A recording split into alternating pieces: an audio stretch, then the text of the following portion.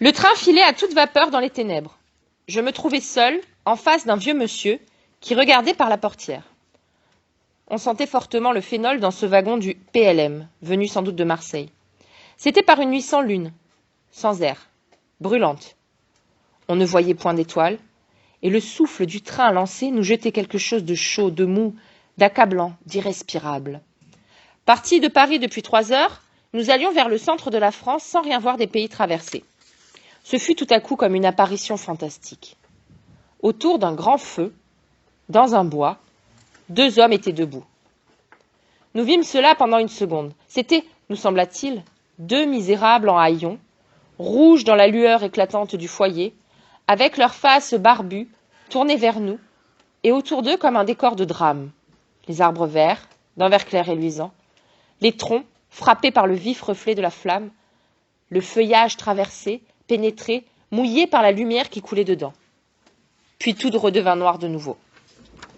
Certes, ce fut une vision fort étrange. Que faisaient-ils dans cette forêt, ces 2 rôdeurs? Pourquoi ce feu dans cette nuit étouffante? Mon voisin tira sa montre et me dit « Il est juste minuit, monsieur, nous venons de voir une singulière chose. » J'en convins. Et nous commençâmes à causer, à chercher ce que pouvaient être ces personnages. Des malfaiteurs qui brûlaient des preuves ou des sorciers qui préparaient un filtre? On n'allume pas un feu pareil à minuit en plein été dans une forêt pour cuire la soupe. Que faisait-il donc? Nous ne pûmes rien imaginer de vraisemblable, et mon voisin se mit à parler. C'était un vieil homme dont je ne parvins point à déterminer la profession, un original assurément fort instruit, et qui semblait peut-être un peu détraqué. Mais sait-on quels sont les sages et quels sont les fous dans cette vie où la raison devrait souvent s'appeler sottise et la folie s'appeler génie? Il disait « Je suis content d'avoir vu cela, j'ai éprouvé pendant quelques minutes une sensation disparue. Comme la terre devait être troublante autrefois quand elle était si mystérieuse. À mesure qu'on lève les voiles de l'inconnu, on dépeuple l'imagination des hommes. Vous ne trouvez pas, monsieur, que la nuit est bien vide et d'un noir bien vulgaire depuis qu'elle n'a plus d'apparition? On se dit, plus de fantastique, plus de croyances étranges. Tout l'inexpliqué est explicable. Le surnaturel baisse comme un lac qu'un canal épuise. La science, de jour en jour, recule les limites du merveilleux. Eh bien moi, monsieur, j'appartiens à la vieille race qui aime à croire. J'appartiens à la vieille race naïve, accoutumée à ne pas comprendre, à ne pas chercher, à ne pas savoir, faite au mystère environnant, et qui se refuse à la simple et nette vérité. Oui, monsieur, on a dépeuplé l'imagination en surprenant l'invisible.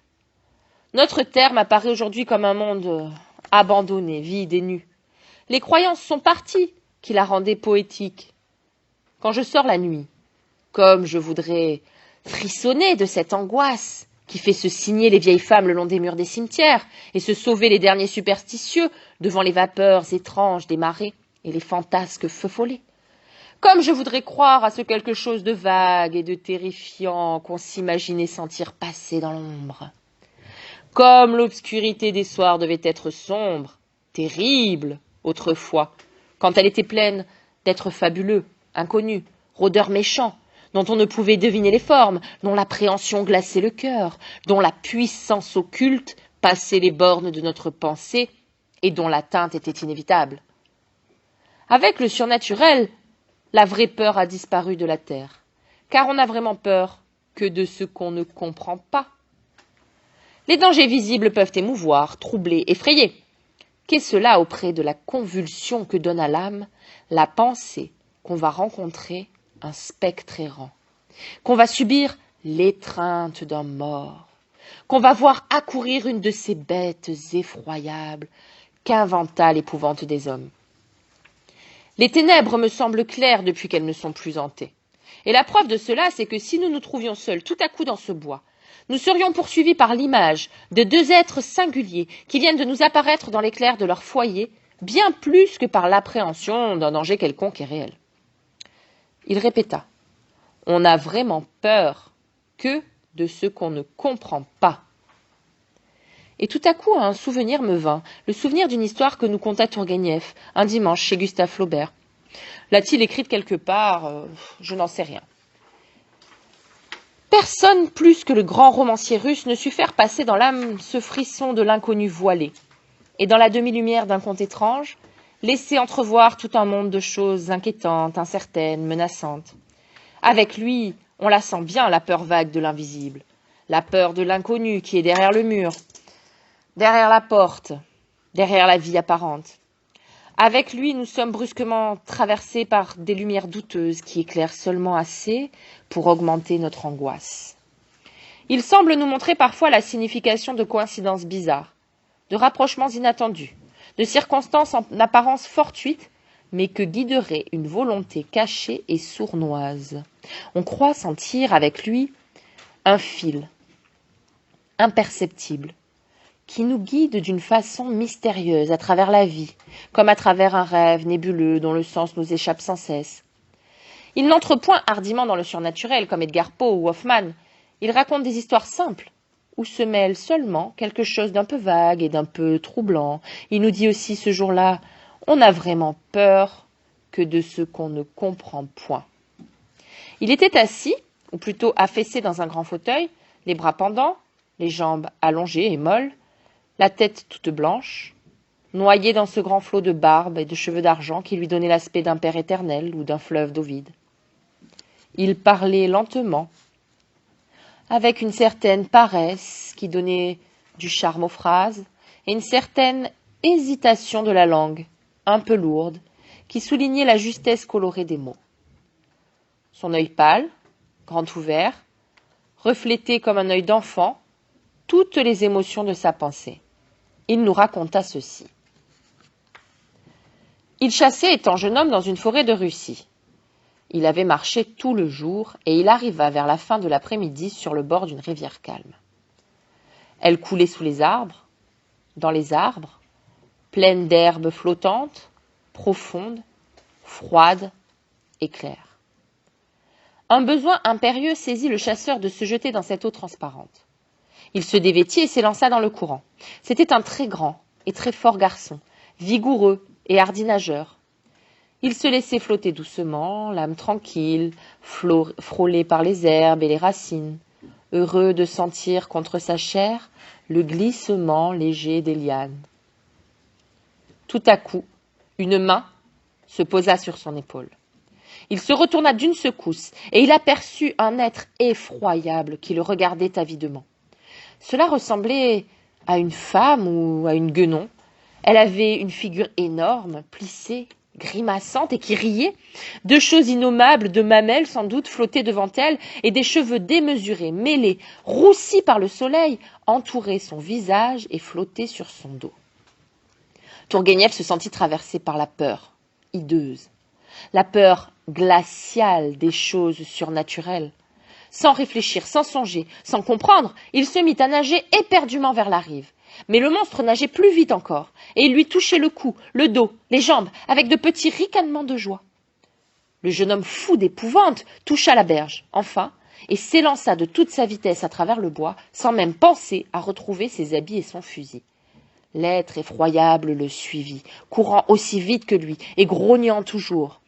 Le fuyard à bout de force, et perclus par la terreur, allait tomber, quand un enfant, qui gardait des chèvres, accourut, armé d'un fouet. Il se mit à frapper l'hideuse bête, qui se sauva en poussant des cris de douleur. Et Tourguenieff la vit disparaître dans le feuillage, pareil à une femelle de gorille.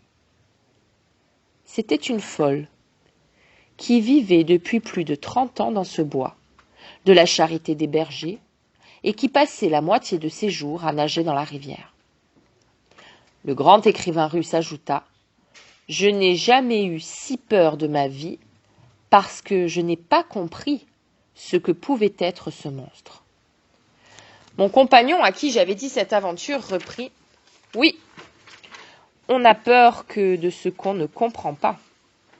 On éprouve vraiment l'affreuse convulsion de l'âme qui s'appelle l'épouvante que lorsque se mêle à la peur un peu de la terreur superstitieuse des siècles passés. Moi, j'ai ressenti cette épouvante dans toute son horreur, et cela pour une chose si simple, si bête, que j'ose à peine la dire.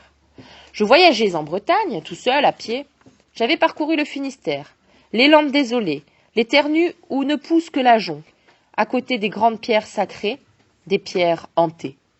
J'avais visité la veille la sinistre pointe du Raz, ce bout du vieux monde où se battent éternellement deux océans, l'Atlantique et la Manche.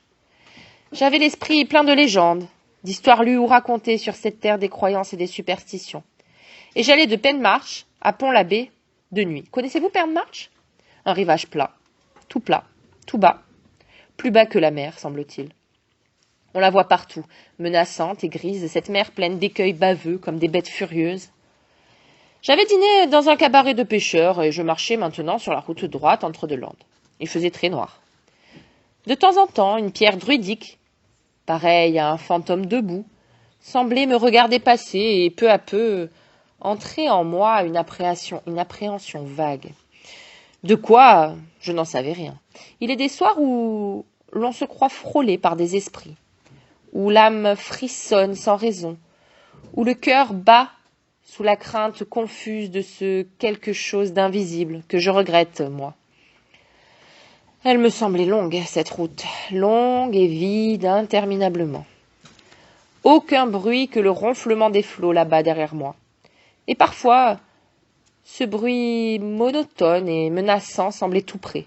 Si près que je les croyais sur mes talons, courant par la plaine avec leur front d'écume, et que j'avais envie de me sauver, de fuir à toutes jambes devant eux. Le vent, un vent bas, soufflant par rafales, faisait siffler les ajoncs autour de moi, et bien que j'allasse très vite, j'avais froid dans les bras et dans les jambes, un vilain froid d'angoisse. Oh, comme j'aurais voulu rencontrer quelqu'un.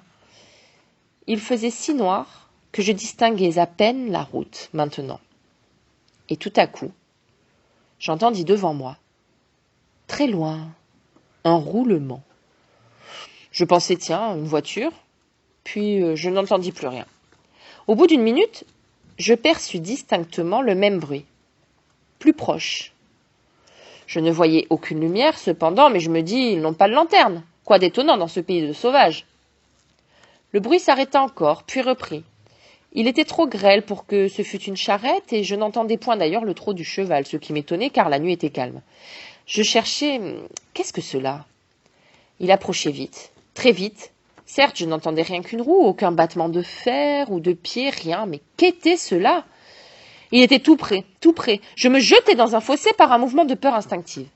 Et je vis passer contre moi une brouette qui courait.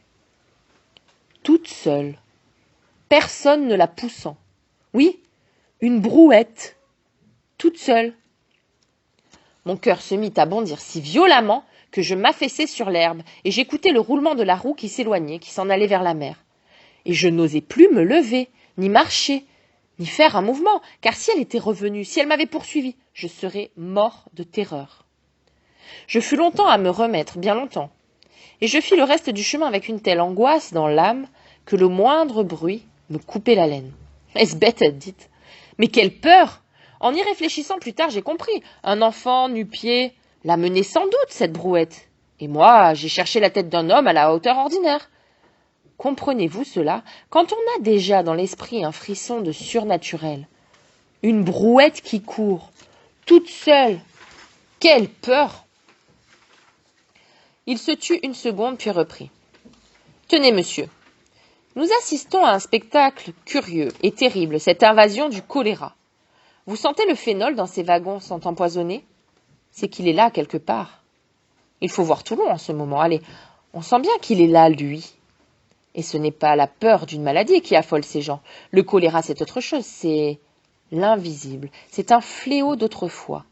Des temps passés, une sorte d'esprit malfaisant qui revient et qui nous étonne autant qu'il nous épouvante, car il appartient, semble-t-il, aux âges disparus. Les médecins me font rire avec leurs microbes. Ce n'est pas un insecte qui terrifie les hommes au point de les faire sauter par la fenêtre. C'est le choléra, l'être inexprimable et terrible, venu du fond de l'Orient. Traversez Toulon, on danse dans les rues. Pourquoi danser en ces jours de mort? On tire des feux d'artifice dans la campagne autour de la ville, on allume des feux de joie, des orchestres jouent des airs joyeux sur toutes les promenades publiques. C'est qu'il est là. C'est qu'on le brave, non pas le microbe, mais le choléra, et qu'on veut être crâne devant lui, comme auprès d'un ennemi caché qui vous guette. C'est pour lui qu'on danse, qu'on rit, qu'on crie, qu'on allume ses feux, qu'on joue ses valses, pour lui, l'esprit qui tue, et qu'on sent partout présent, invisible, menaçant, comme un de ces anciens génies du mal que conjuraient les prêtres barbares.